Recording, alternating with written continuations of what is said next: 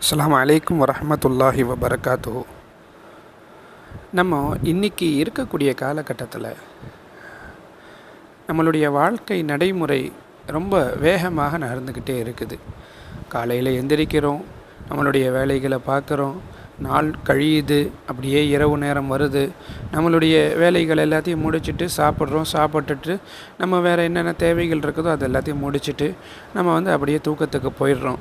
இன்றைக்கி நம்மளுடைய கைகளில் மொபைலினுடைய பழக்கங்கள் அதிகமாக ஆயிட்டதுனால இரவு தூங்குறதுக்கு முன்னாடி மொபைலை பார்த்துட்டு எல்லா விஷயங்களையும் என்ன பார்க்கணுமோ அது எல்லாத்தையும் பார்த்துட்டு நம்ம அப்படியே தூக்கத்துக்கு போயிடுறோம்.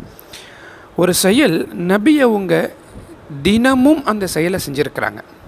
அந்த செயலை செய்கிறதுனால நம்ம உடல் ரீதியாக நம்மளுடைய மனம் ரீதியாக அதில் ஒரு பெரிய மாற்றங்களை அல்லாஹ் வச்சுருக்கிறான். உடலில் இருக்கக்கூடிய வலிகளை சோர்வுகளை அல்லாஹு தாலா நீக்குகிறான்.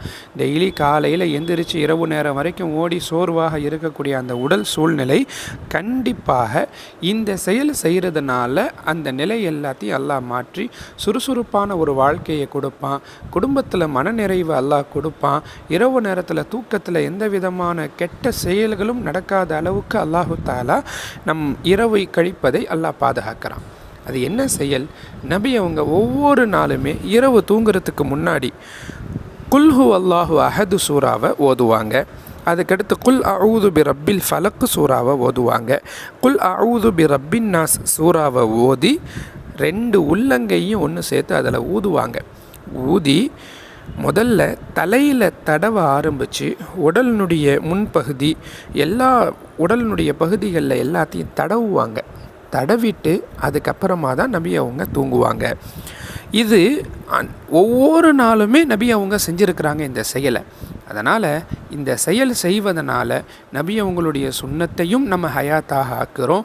நம்மளுடைய உடல் சோர்வும் அதிலிருந்து நம்மளுக்கு எல்லா விஷயத்திலிருந்தும் பாதுகாப்பு, உடலினுடைய எல்லா விதமான தீங்குகளிலிருந்தும் பாதுகாப்பு, இரவு நேரத்தை அல்லாஹு தாலா நிம்மதியாக கழிக்கச் செய்கிறான்.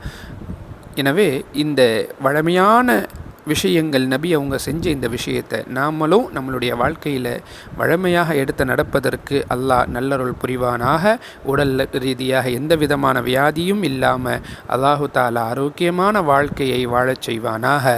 ஆமீன். அஸ்ஸலாமு அலைக்கும் வரஹ்மத்துல்லாஹி